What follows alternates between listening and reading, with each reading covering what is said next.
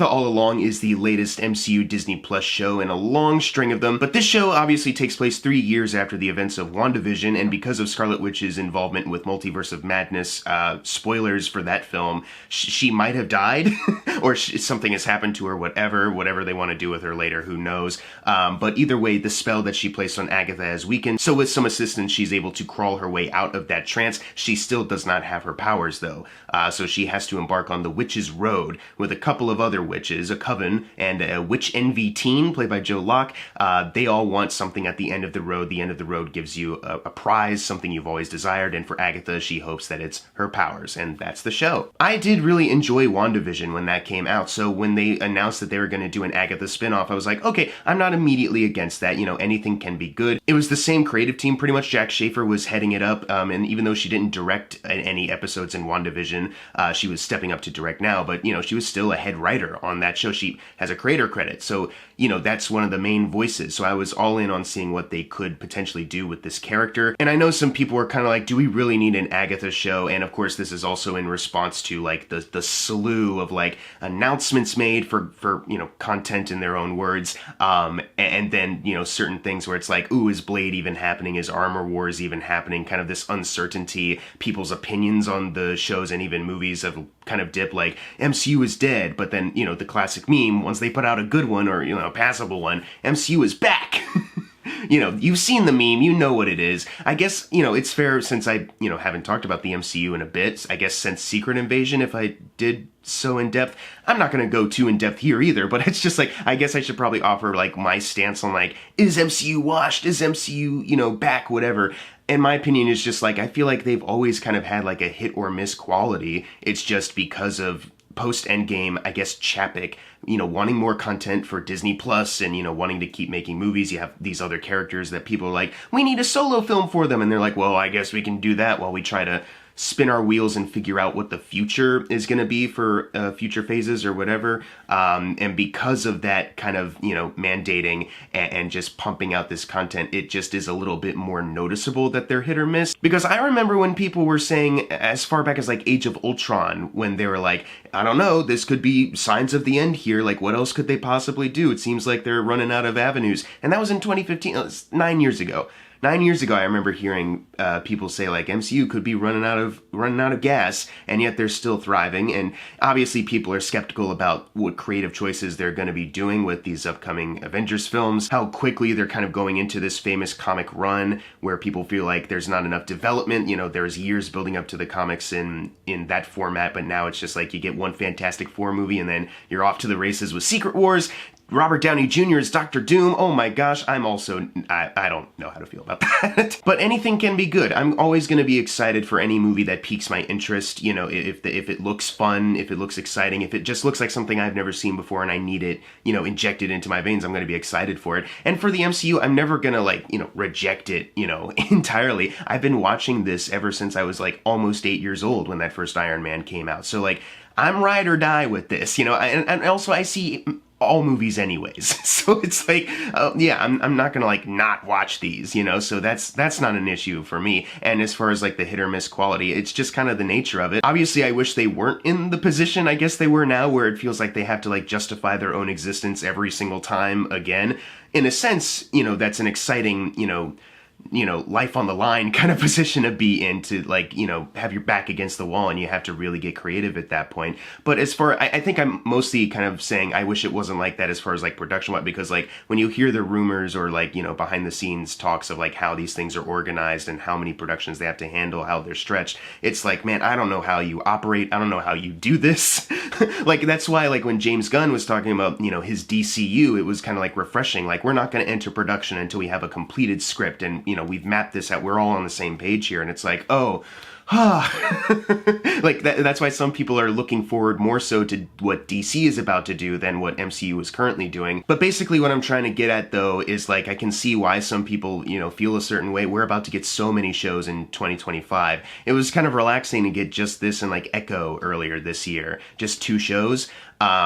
I feel like people are looking at it as like, they're taking a reset, they're taking a bit of a break, there's only 1 movie coming out. I feel like it had more to do with just the strikes delaying stuff than actually like wanting to take a break and try to like, you know, get people back on the same page. They've constantly been reshooting that Captain America movie. So basically, we'll see as far as like where I stand on it. Just a good movie or a good show is good, and you know, if something doesn't work for me, I'll tell you. Agatha all along worked for me overall. I really did enjoy this show, and something that I have mentioned in my Penguin video also is that something people have been feeling jaded by is that so many of the shows, whether they even like them or not, do feel like movie scripts that have then been stretched to their maximum limit to a point where maybe even as a TV show it's not really properly structured. Certain things just don't impact the way if you tighten it up in movie format. But this show is structured like a show. They justify each episode with their own stories. You have this coven of witches. They all have their own reasons for being on the road. And because of the nature of the structure, you know, they go from trial to trial, and most of the show is dedicated to, you know, a trial per episode. And, you know, these trials are specifically kind of highlighted towards their special skills or overcoming something in their own personal arcs.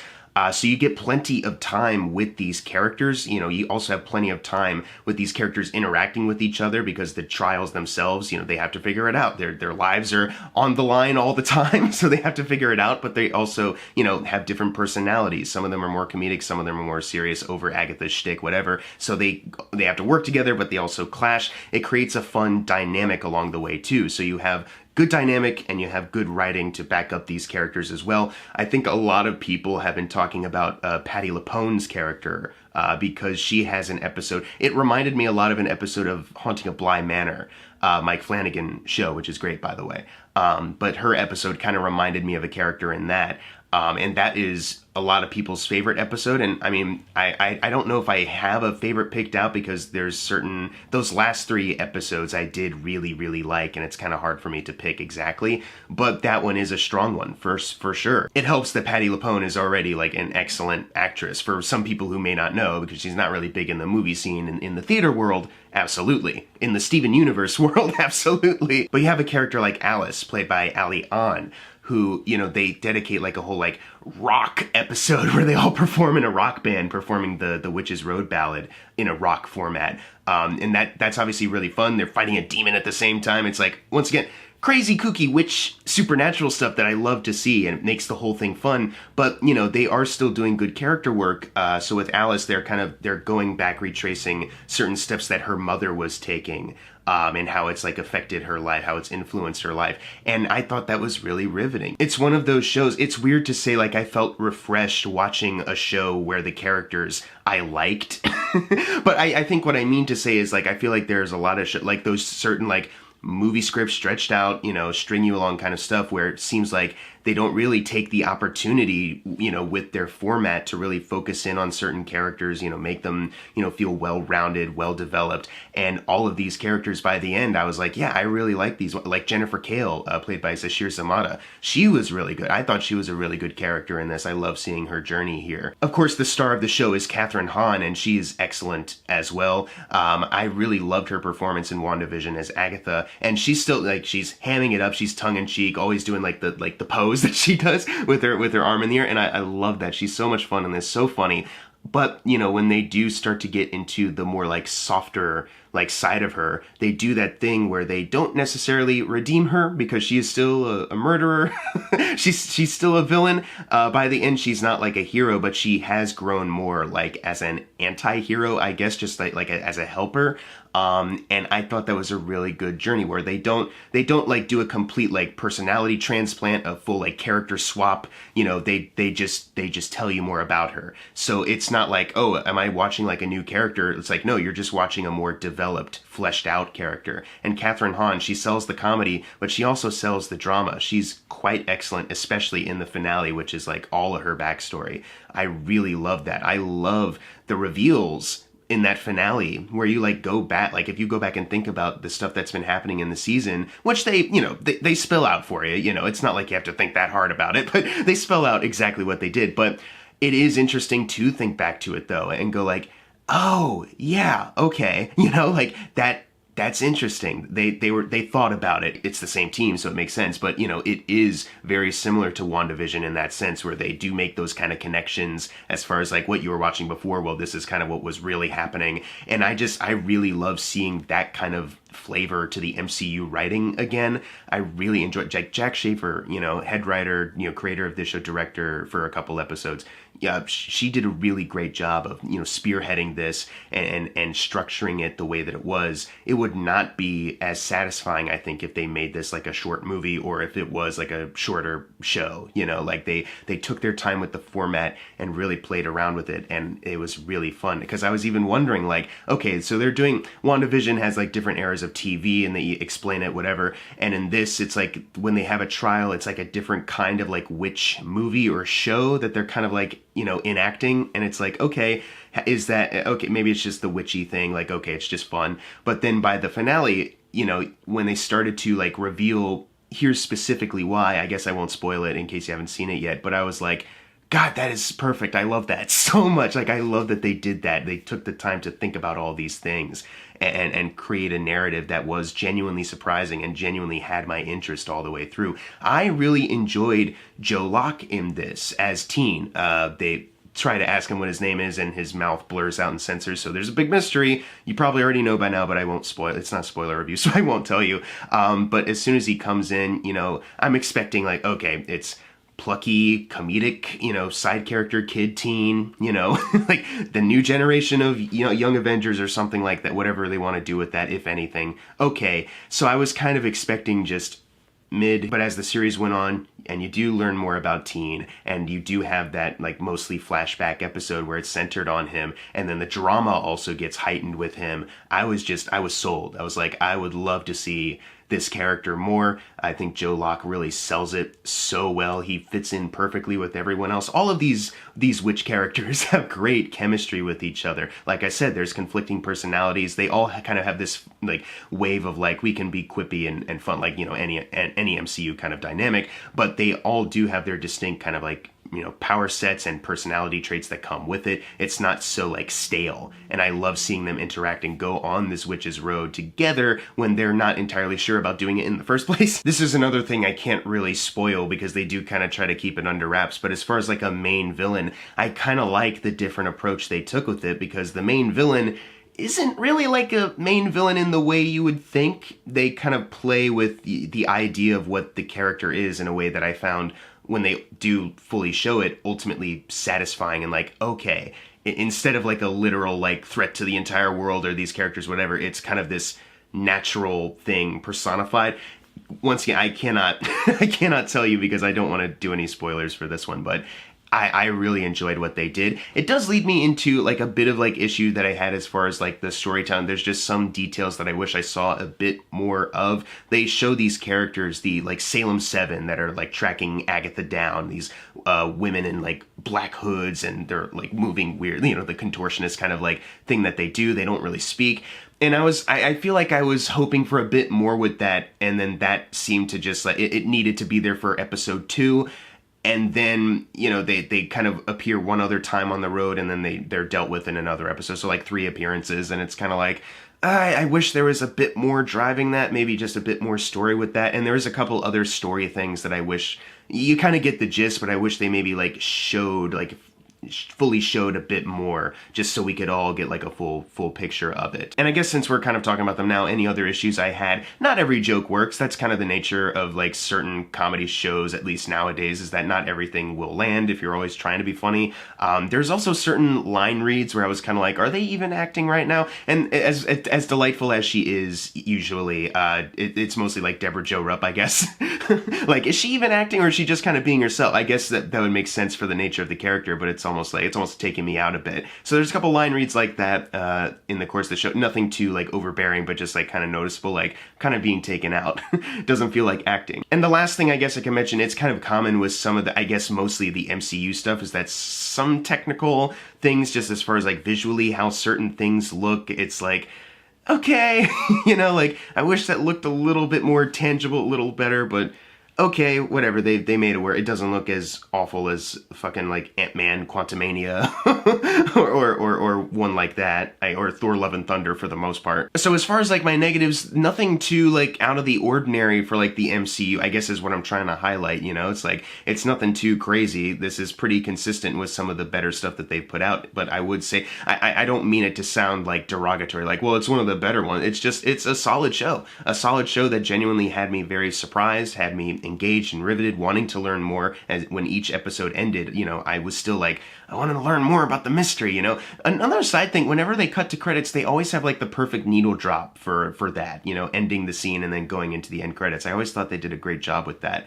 And the musical score itself is obviously fantastic. The Witch's Road ballad that they sing the first time they do it, it's amazing, and I fucking love that song. And they do like the rock variation of it in the Alice episode, like I mentioned, which was fun. But then, you know, when they kind of reveal more about the song, I was kind of thinking like, is there anything else? Because Patti LuPone said it was a musical, and if it's just one song, then I guess not. And yeah, it's not a musical. It's not like Joker. But they do highlight that song. Like, the song is important, and when you find out what that is in the finale, it tugged at my heart in a way I was not expecting, and almost got me to like tear up. You know, it was really emotional what they were able to pull off with that. And just overall, you know, what they're able to achieve with the show, with the writing, with the acting, with the action sequences they're able to pull off, with the fun like witch stuff, the trials and the powers, the cloud zaps, whatever, you know, the music that they put in. There's just a lot of strengths here that, you know, even though this wouldn't like rank super high on like an MCU ranking, I guess, it's still like, it feels like it's been a second since we've gotten something as strong as this. I didn't review Deadpool and Wolverine. It's a funny movie, you know, you can have fun with it. I feel like on my second viewing, you know, certain weaknesses of that started to show, you know, and it's like, it's not really hitting the way that I see it hitting for so many other people, and good on them. It's just, I feel like I'm seeing a lot through what they have done here. Echo I thought was solid, kind of, you know, fumbled a bit on the end. Guardians of the Galaxy Volume 3 obviously is an emotional roller coaster. It was my favorite movie of last year. It was fucking amazing. My favorite MCU movie of all time is that one. But then so many other projects were like, yeah, not really hitting the mark for me. I think they stumbled here. Like Secret Invasion I thought sucked. The Marvels I didn't really care for. Or Ant-Man Quantumania as mentioned. But like I've been saying also, every once in a while you'll get your strong project, like your Guardians 3. I thought Loki Season 2 was really good. They ended that well. Black Panther Wakanda Forever, I feel like people forget that came out for some reason, but that is also a really good movie. And Agatha All Along, I feel like joins the ranks of like, these things just do what good, you know, media, good film, TV should do, which is tell a good story. And if you do it well enough, you know, any issues you might have can be minimized because you're just thoroughly engaged with the storytelling. And so Agatha All Along, even though at first, you know, I was excited for it, but I didn't know, you know, how hooked on it I was going to get. The first couple episodes I was like, this is fun, you know, but we hadn't really gotten to anywhere deeper with it yet. But then you kind of hit a point where you realize, oh, they're really building to something, and they're doing some really good work here. And, you know, kind of it turned around from just being like a fun, you know, campy kind of show to something that really kind of touched me in the end, which is, you know, satisfying, and I enjoyed that surprise. I'm gonna give Agatha All Along Season 1 a B, like most MCU Disney shows. I don't know if this is getting another season. It could just be one thing. If they do decide to do more, it'll be interesting considering where they leave it off, is all I'll say. It kind of seems like maybe that's something for just another show or movie to feature in briefly. But, you know, if it's Jack Schaefer, then I'm all on board. I feel like I say this a lot for like when something really works for me, and I look at the creator or the writer, director, whatever, and I say, you should probably keep them on board for any like opinions or just like notes as far as like structuring or storytelling wise, in order to like keep this cinematic universe in good shape. And I think I even said that about WandaVision, like Matt Shackman, Jack Schaefer, or something along those lines. You should keep them around. If I didn't, then I'm doing it now. But Jack Schaefer in particular, you know, she has a really good like finger on the pulse as far as like what makes just a compelling story. You should keep her around. You should pay her what you're paying the fucking Russo brothers, is what I'm saying. But if you've seen Agatha All Along, leave your thoughts down in the comments below, what you thought of it. And as always, thank you guys for watching. Make sure to subscribe. I'm Jackson Fulcher. See you guys next time.